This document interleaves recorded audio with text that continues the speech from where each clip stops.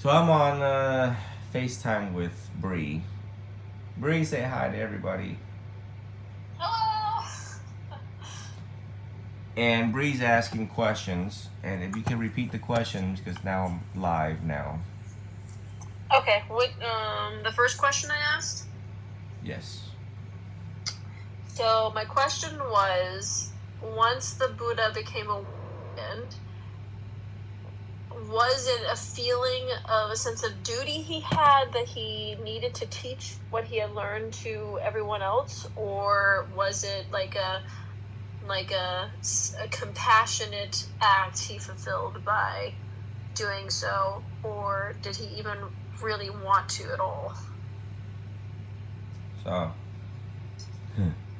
uh, so I told Bree that after the Buddha became enlightened, he realized that people were probably not going to understand the Four Noble Truths, and he wanted to just be on his way. But I think it was Nanda that persuaded him to reconsider, and out of compassion, what I forgot to add in my statement was, out of compassion, he reconsidered. So that's why the concept of the bodhisattva, the bodhisattva, to to delay one's enlightenment in order to help others achieve enlightenment. It's bodhisattva. And then your second question? I think my second question was kind of falling in line with that, because when he became awakened, he realized all of his previous lives. And was there at any point, or has there ever been a discussion on whether a previous Buddha had helped him in a previous life to kind of come to some understanding of these teachings? So he achieved enlightenment on his own, and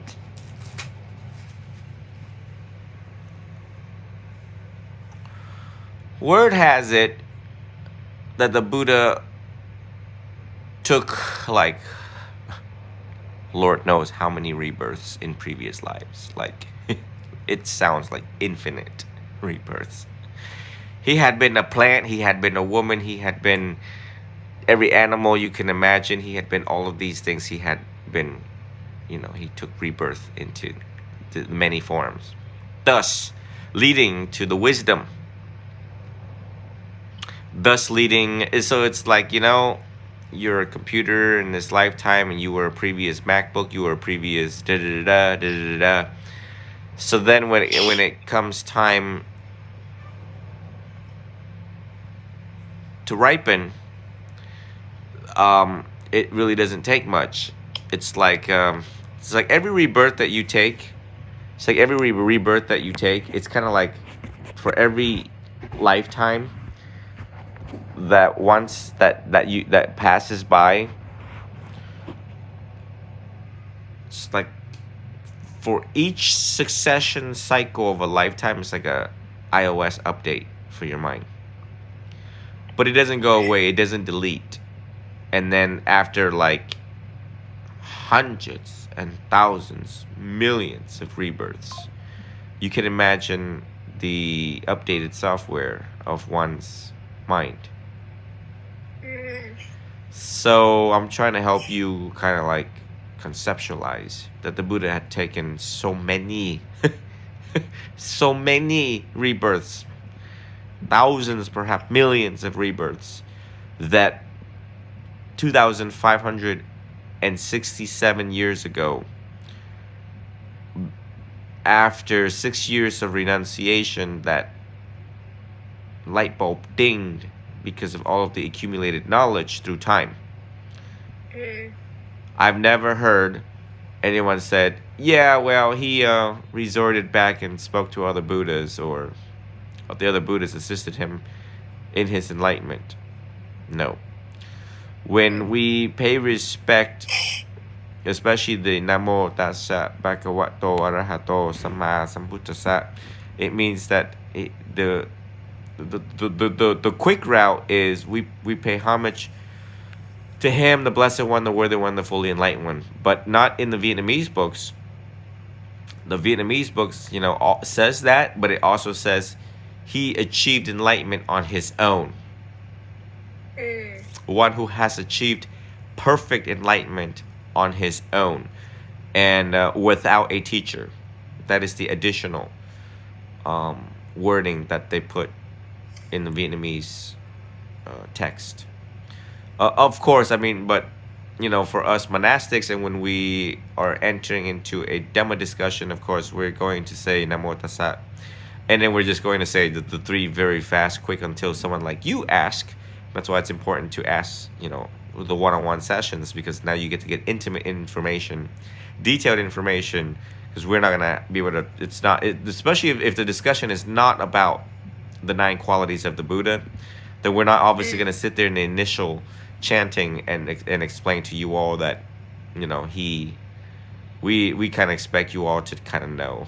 In many ways, the Theravada order expects people to kind of like read and know the basics, and these are some of the basics, and that you pay attention to the wording of the basics of paying homage to the Buddha, because in the triple gem the Buddha goes first, Namo Buddhaya, and then the teachings of the Buddha, Namo Dhammaya, and then the monastic order, Sanghaya.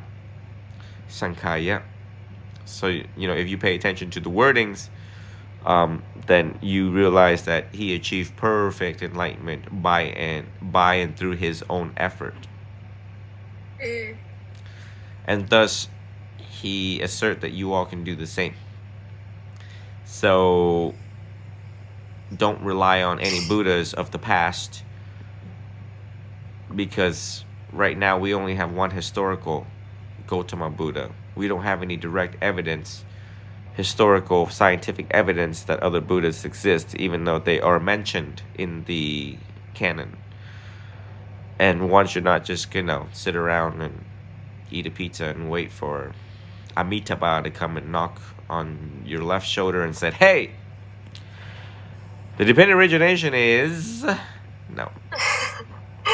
No, Wouldn't that be nice? One would be wasting one's time. Yeah. Okay. Good question. Good question. I've never had anyone ask that question. So every time when I go live, then it's a. I guess because I guess I was kind of picturing the Buddha at the beginning, kind of like myself in a way, and I'm like, I don't know how I would figure this stuff out if I didn't have the Buddha to give me the stepping stone. So I'm like, that just makes it even more insane that he fully awakened all on his own. A lot of people mistaken that, and no, buying through your human effort, and that's something that I think the Theravada order emphasizes, and people become nowadays more intellectually lazy, and it's not a good thing. We need more arahants running around the world. We need more arahants running around the world, and not people who are stuck on their TikTok screens and Google. And my niece's future husband, I'm able to observe their behaviors, and they're 26, 27 years old, and when they lay down, when they're bored, they drink coffee a lot here in Vietnam. They congregate for coffee, they ask each other for coffee and tea, they sit and they talk. But the young people are always on their phone. They're glued. They've fallen into the trap of the West.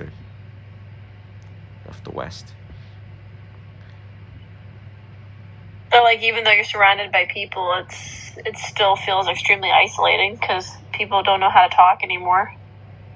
Yeah. Or like share.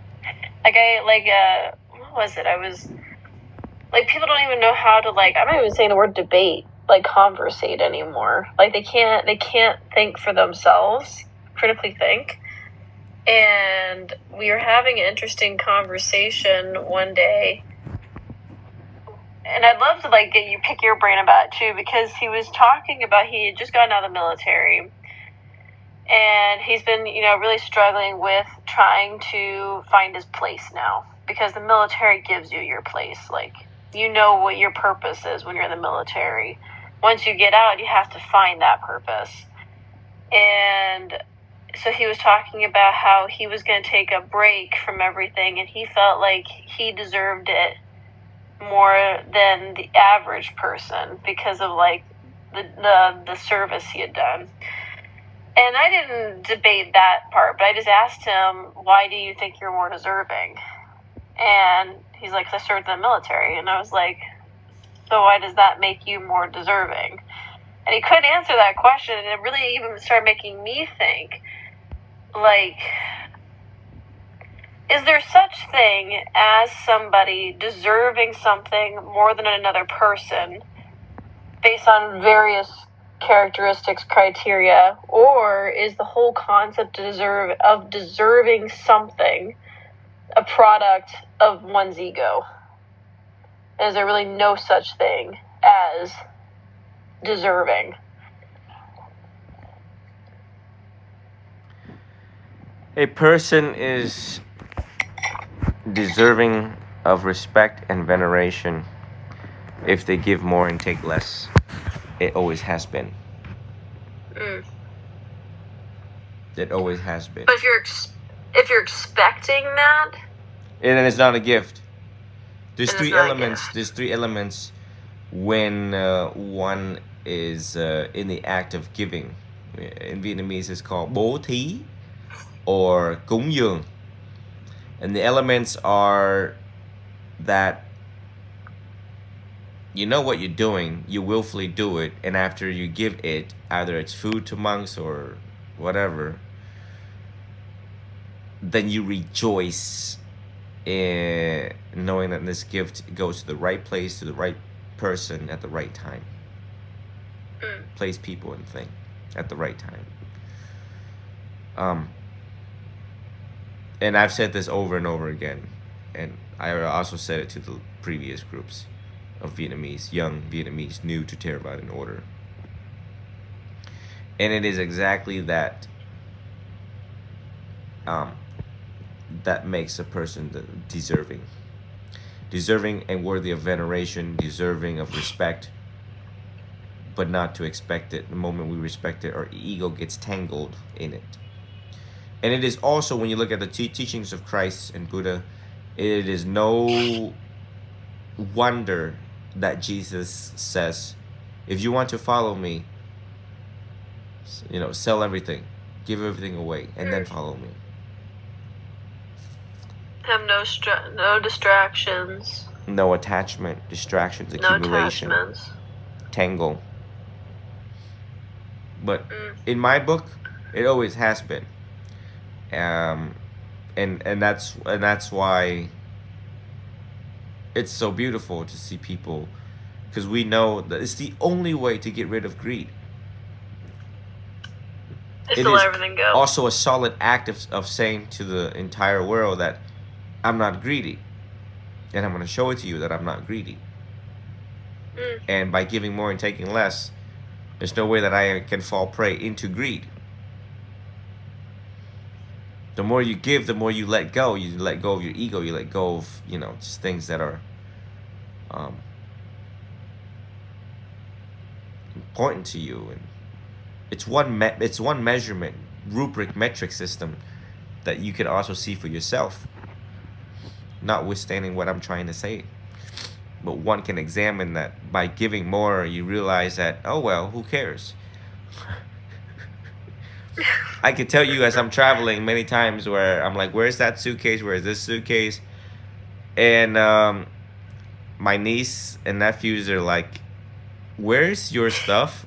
And I'm like, I don't know. And obviously I don't really care, just because there's nothing important in there. At one point I forgot one big humongous luggage at the airport, and customs went and got it for me. And the two gentlemen who were customs, and they're like, Venerable, do you want to check, make sure everything is all in there, since it like ran away and now we found it? And I says, I'm a monk. What more do you think I actually really want? And the both of them like literally like fall to the ground and started laughing.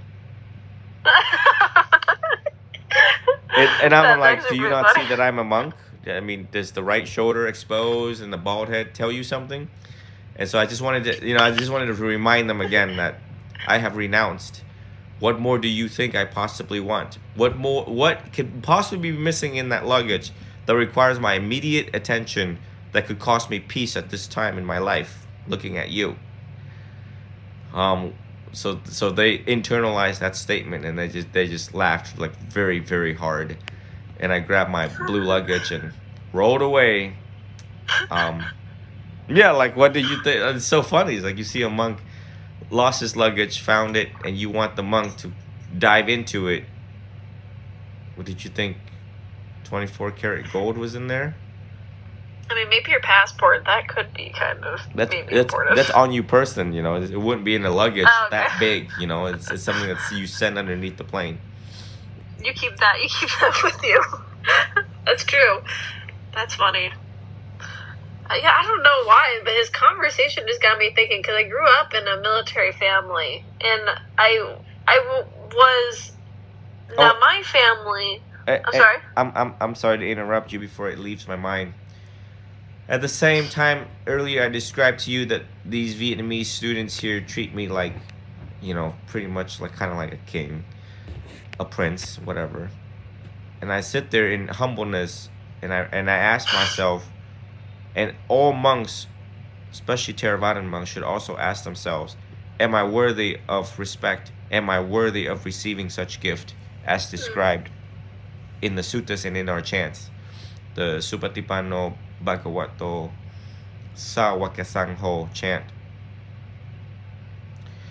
And I had a hard time even enjoying the food because I wasn't used to it. I wasn't used to this type of veneration because I was ordained in the US, not here in Southeast Asia where I get the benefits that that a monastic deserves. So the whole time I sat there and I had to remind myself, I said, yes, enjoy your food, Tri Dao. You do in fact deserve this. You realize that you have changed the world. I literally had to sit there with the lawyer in my head and convince myself to just enjoy food. And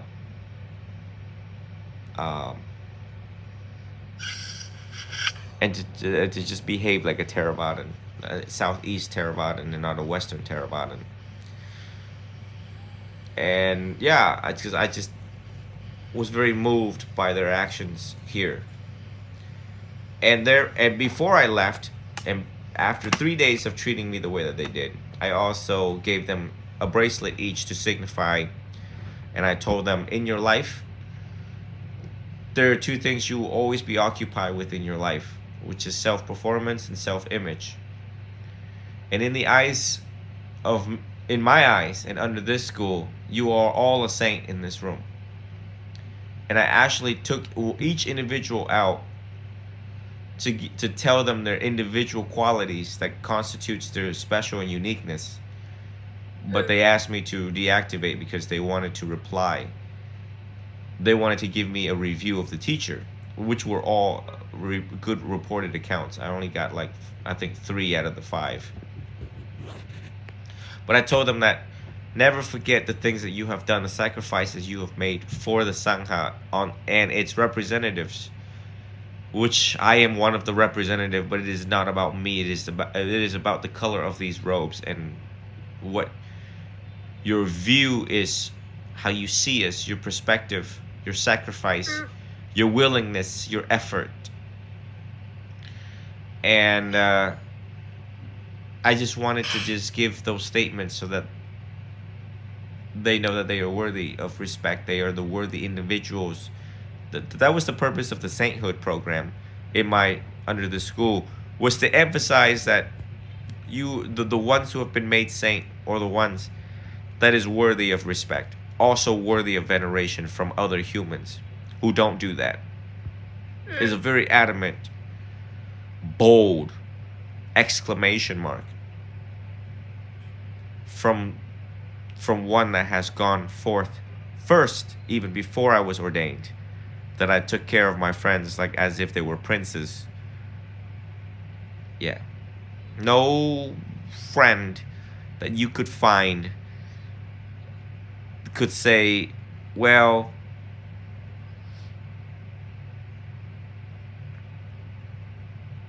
when he was our friend at age 14, he stole from us, he took from us, he took advantage of us, he asked for money, he never paid back, he borrowed, da, da, da, da. You'll never find that, because I was the one that took care of everybody, and so on. So that was the purpose of that, and obviously the Vietnamese here, they're like, saint?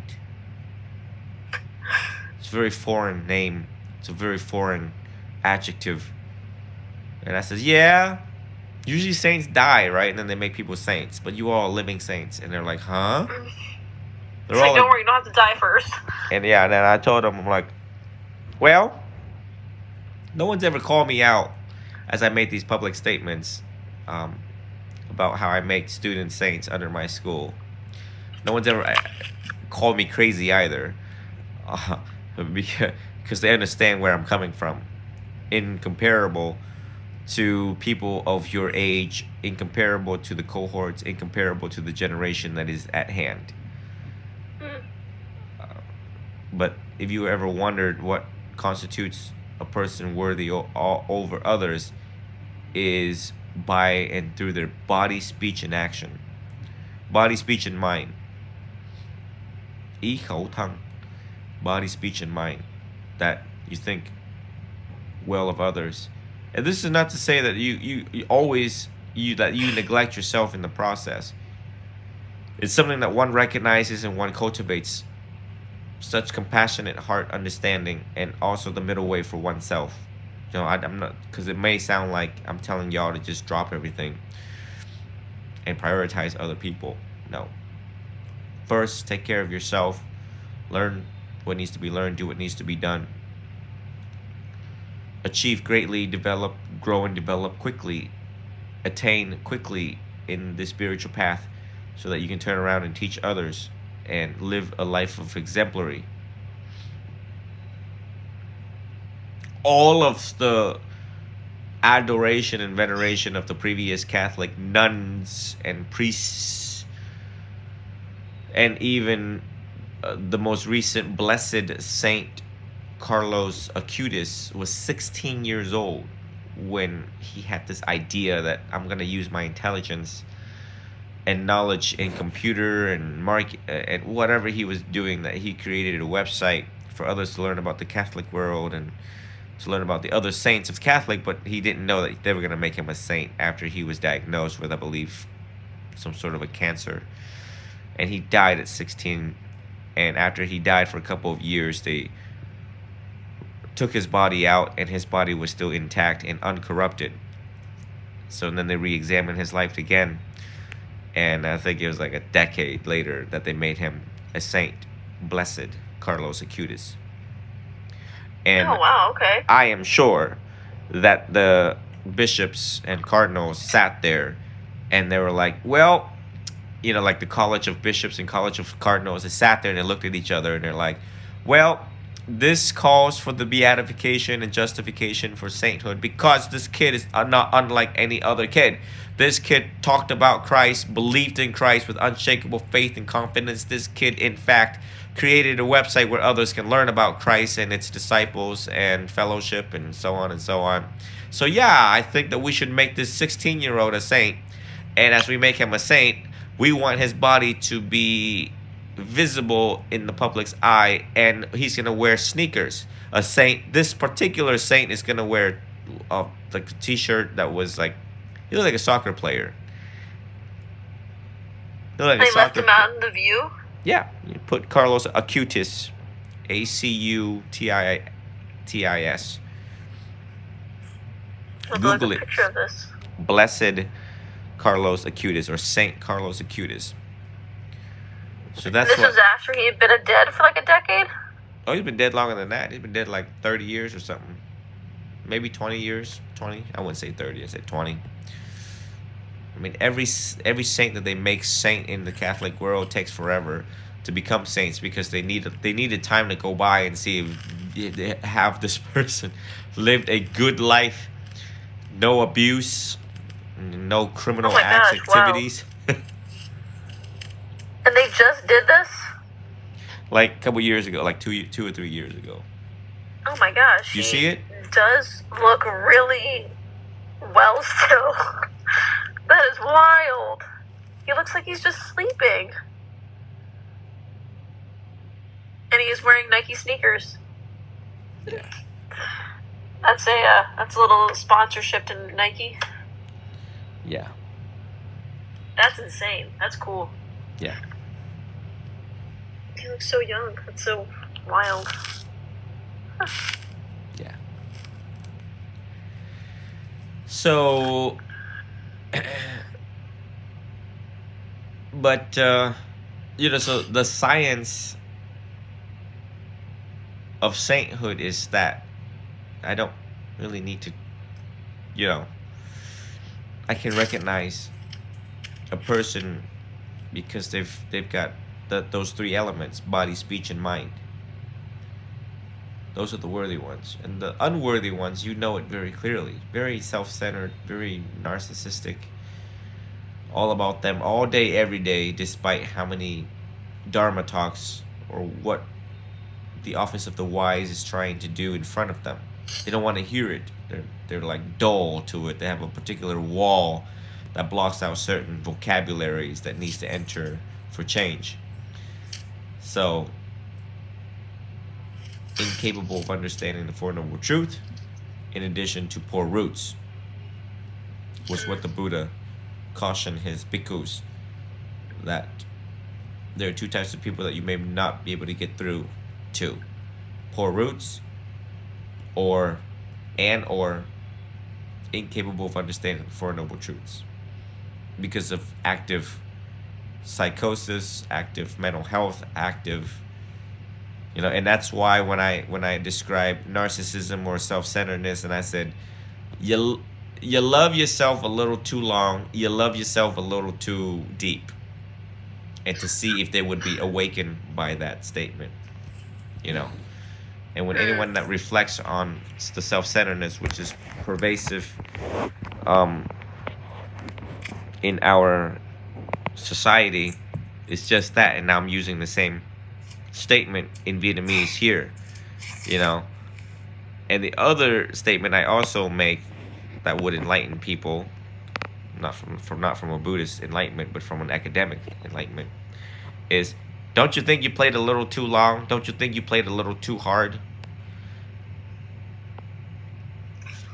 So it helps one reflect, whether or not have I in fact played a little too long, played a little too hard, where of which I have not paid attention to the spiritual path here.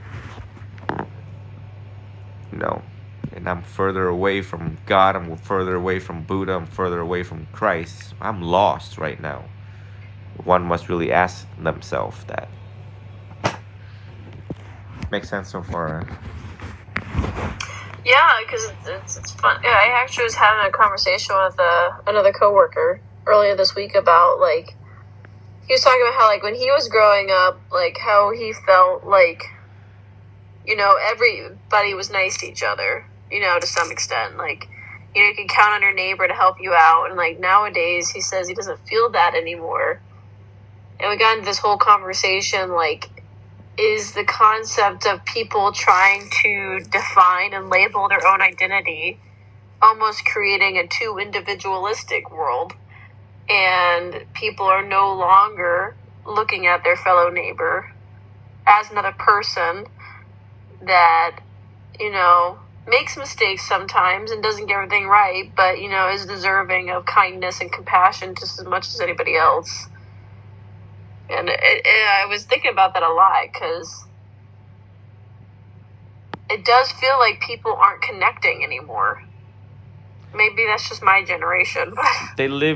I describe, as I step back over here in Vietnam and look at the United States, I look at it as a fish tank, and each human is a fish swimming around, and they just dump all of this poison inside of this fish tank. The poison of division, you know, the poison of dividing people, the poison of antisocial, the poison of narcissism, the poison of self-centeredness. So therefore, it's now a culture that you stay to yourself, a culture to judge others, a culture of a very violent, turbulent culture. And you like won't be able calling to see people that out, until you come you over know? here and you have to see it for yourself. In the Kalama Sutta, come and see for yourself, but you have to travel overseas to immerse into a different water of purity and clarity, to see other people congregating, talking, loving, smiling, growing, and not step out to the post office or the DMV, or places, certain public places out there that reinforces how toxic our culture actually really is. Do you think that is a first world toxic culture, or is that a uniqueness to America? America is an individualized society. They Oh, yeah, willfully, that's for knowingly, sure. and intentionally created the individualism in individuals. That's the American dream, isn't it? All about you. It's all about you, darling. It's your money. Use it the way how you want to. This is your skin.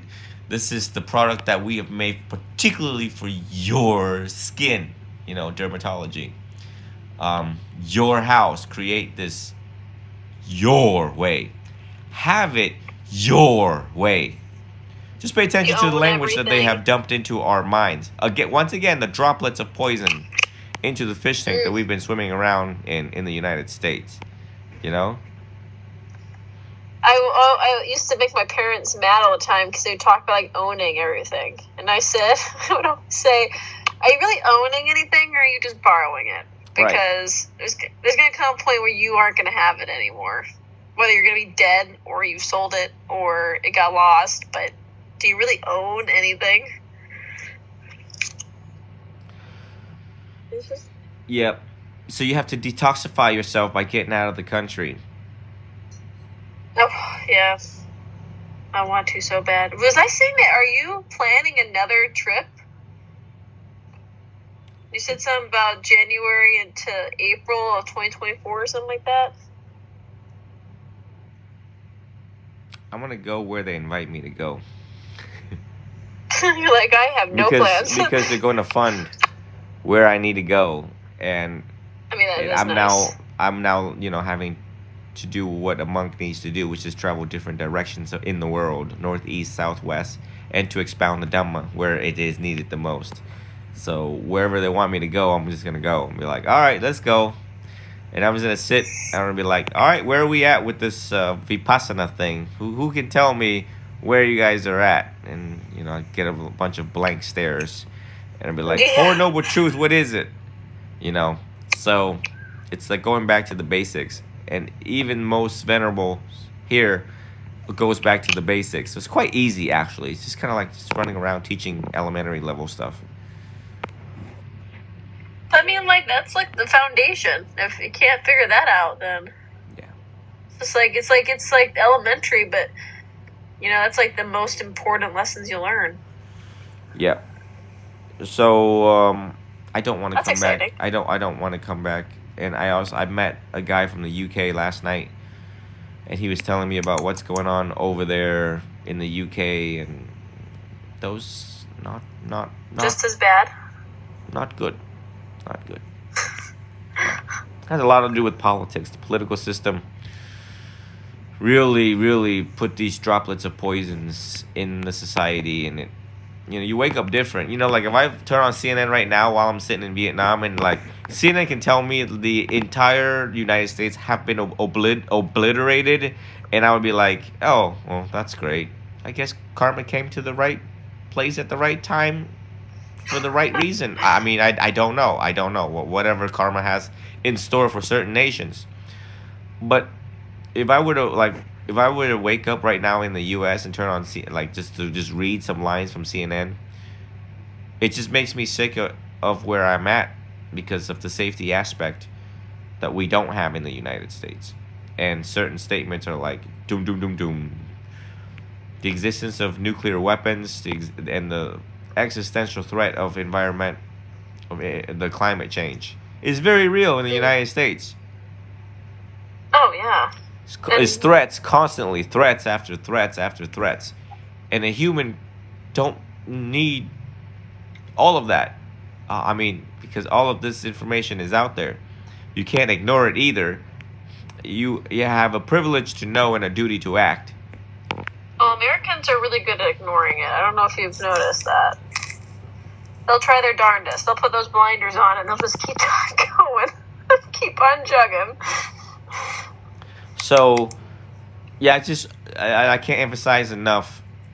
And there's a lot of young people that's traveling I see on the streets. The place where I'm at right now is directly within the town that people come and explore as foreigners. I can't emphasize enough that it's time for y'all to just gather up, like, get the plane ticket and have like $2,000 extra in your pocket to come and travel, and just realize, oh my God, literally it is very effective in cultivating right view in Buddhism, in the Noble Eightfold Path, right view. Because the question here is how to change one's mind, how to change one's perspective, how to change the way you see the world. You want to know who this person is at the dinner table? You ask them. You don't ask them about sports. You don't ask them about things. You don't ask them how much money they got. You don't ask them how many kids they got, how many times they've been married. You ask them one question. Hey, Carlos, how do you see your world? How do you see our world? 2 questions. They'll tell you everything. You know, they'll tell you, I hate this, I hate that, and it's not right about this, that, and it gives you insight into their mind of the poison of the society that they came from. Also, I feel like it tells you something if all they have to say is negative. Right. I have to try that. And many people right now have a standpoint on, you know, and we tend to side with something. We'll pick something to attach on and to. They know that. They know that. The PhDs in psychology, they know that. So that's why they create the news that they do. They know that we gravitate more towards negativity than positivity. That's why there's more bad news. They understand our mind more than we understand our mind. And in Buddhism, I try to get everyone to understand their mind more than everybody else understands their mind. But they wouldn't listen to me. Why would you not listen? I don't know. I'm not going to drag this on any longer, you know? So once again, we appeal to students who are intelligent, that understand where we're coming from, have good leadership in the home, to point them towards the right way.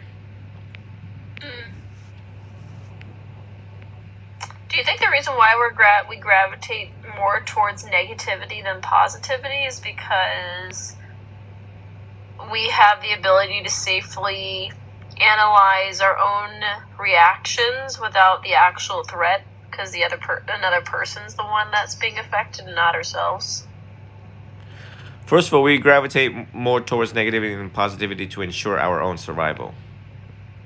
So the eyes and ears are always pattern. Right. Eyes and ears are always going to be screening and organizing a triage of threats. Kind of cool that your brain does that, even though they're not actually threats. But it causes you peace. And here in Vietnam, the police officers, they don't even have a gun.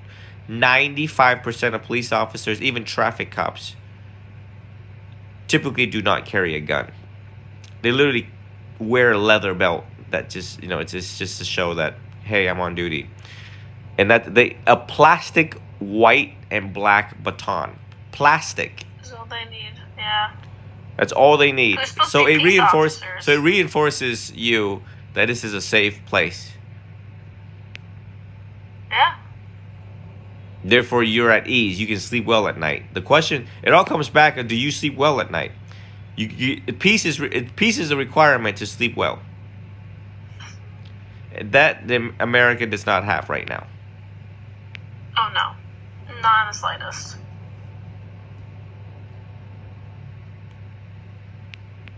Yeah, we would have just had my Virginia Beach, close to where I live at. We had a guy in a car just drive off a pier. Just decided he didn't want to be here anymore and drove off a pier, and that's just, it's happening a lot, and it's wild. But I think it's a perfect evidence of the state of the minds of at least Americans. I don't know if it's a disease of first world countries. You've been given too much, and you've lost what was really important. It is not looking good. It's not looking good over there. But hey, what can we do, right? Return back to our own practice, because we still got a long itinerary of list of things to study in Buddhism. That's Theravada lifetime Buddhism. Yeah. Any additional? I was thinking on the way home, huh? Yeah, go ahead. You were thinking? I was thinking on the car ride home yesterday. I was like, the moment that I came to the realization and that I could not save the world, especially not the way that I was now, was like the most like freeing feeling. Because like right now, especially with social media, it's like you have to be an activist in everything. If you're not an activist in everything, you're failing your duty as a human being to save the world. And like, people don't realize that if you are not where you need to be at, whether that is within Buddhism, whatever belief system you are, just like mentally stable, how can you do anything, much less save the world? Return back to our practice. You know, years ago when I started the social media Dhamma program, I was just tuning everything out, and I just dragged the phones with me to the lake, and I just sat there and meditated, and I said, meditate with me.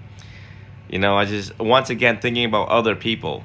But at the same time, I was also very ardent in my practice, but dragging everyone with me too, to this public display of meditation. The inspiration to provoke inspiration for others to meditate with me. But you just have to look at the way how I lived my life as a monk, and you realize that, wow, this man really found the middle way. This man meditates often, and he drags his phone out to remind all of us to do so. He doesn't really bother much about what's going on in the world, where, how it was, the directions that it turned. Yeah, so I just kind of like looked the other way for a while, just so that I can solidify my practice, and it was the start of the introduction to my programs. And that you have to do also too, is to just not get into that mess. There's the off button always. Don't ever put notifications on. Okay. When I'm here, the other phone, not the other phone, I turn on like the one button here, like everything's on airplane mode, but I take off airplane mode with the right time when it's working time in the US only. So that's how mindful I am of it. But other than that, it goes back to airplane mode at night. So, all right, any more questions in Buddhism? Yeah, I think I'm good for now. Just gonna keep on chugging through this book. Back to the biography of the Buddha. Trust me, and I'm learning everything over again, because I have to like really strengthen my Vietnamese vocabulary for the forthcoming days. So you and I are, I'm sitting here back to the basics, back to Paticca Samuppada, 12 links of dependent origination. I think that's what's going to set me different from other monks, is the explanation of the 12 links. Because I don't think, I got to go back and look at YouTube. So I'm like researching on YouTube, like who's been talking about, besides Venerable Thich Khan. Thich Khan spoke about it, but he's long gone. So his timeless teaching is still lingering around. But we don't have any, I don't think, besides another teacher, but he's too analytical. I don't think we have a very simplified teacher that teaches the 12 links easy for other new Theravadan students to understand here in Vietnam. Yeah, not like I've seen like some secular teachers trying to kind of in a non-tradition base talk about it. But I even when I was doing a little researching on it, I really couldn't find a lot of YouTube videos. Yeah. So that'd be awesome if you could do that. Yeah. Yeah. So my point is that I'm still going back also over and over again. And I also have to brush up on my chanting. For some, like I told you way back in the day before, like for some reason as you progress as a monk on the spiritual stages, you start to like forget things. It's like the automatic process of letting go of oneself, of everything. So like you're like, huh? What? Mindfulness is always there, but there's certain other aspects you're like, huh? And I'm telling you, like even senior monks skip a word when they're chanting, and we're just wondering, like, we chant this every day, like, what just happened? Dude, have so much packed. Well, because I was even talking in my martial arts classes, I was talking with some higher students, and when you start learning so many different forms, you forget the easier forms you started to learn. Yeah. And it's so nice whenever beginners join, because they start with those, and you get to relearn those as you've forgotten them, because you just learned so much more since then. So we always make the joke that the biggest room in the world is room for improvement. Even even the stuff that you've had since the beginning, there's always room for improvement. Right. Okay, very good, very good. As you think of more, again, go back and just try to finish up the biography of the Buddha. Quick and fast, find your inspiration and fire. That's gonna give you that. Finishing that book is like drinking 4 12 packs of Red Bull. Oh my gosh. That sounds like instant death. Well, gradually through time, not like right away, not in one setting. Because do I get wings? It's no, you don't get wings. You get inspiration to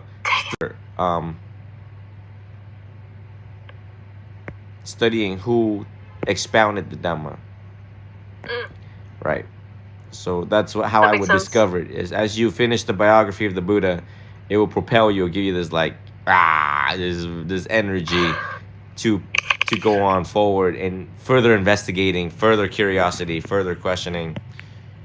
Yeah. All right. I can't wait then. I'm just enjoying reading. I love any story about the Buddha. I eat that stuff up, so. Yeah, and not to get distracted as you're reading it and stuff like that. And try again, once again, try not limit notifications, limit news. Time to take the precept regarding entertainment. Yeah. Okay, so we shall reconvene next week if possible, and we'll just communicate via text. But two very good questions. Okay, good. Yeah, thank you. I was reflecting a lot this week, so I gave you some pictures. I gave you some pictures on the streets of Vietnam on your phone, so you can glance to see what's going on here in Hanoi. So. Yeah, I'd love to see them. Okay. Take care, Miss Bree. Till the next time. Have a good rest of the day. Take care. Bye-bye. Thank you all for joining. I'm gonna shut off the live. I gotta communicate with Sam in the US real quick, okay? If you missed this, you can go back to the beginning with some good questions that Bree brought up. And I wanted to just go live to share the moment with you all, as Bree's in the US, Virginia, and I'm here in Vietnam, continuing to counsel students, continuing to teach online. May all be well, be happy, be free, and always be healthy. Take care.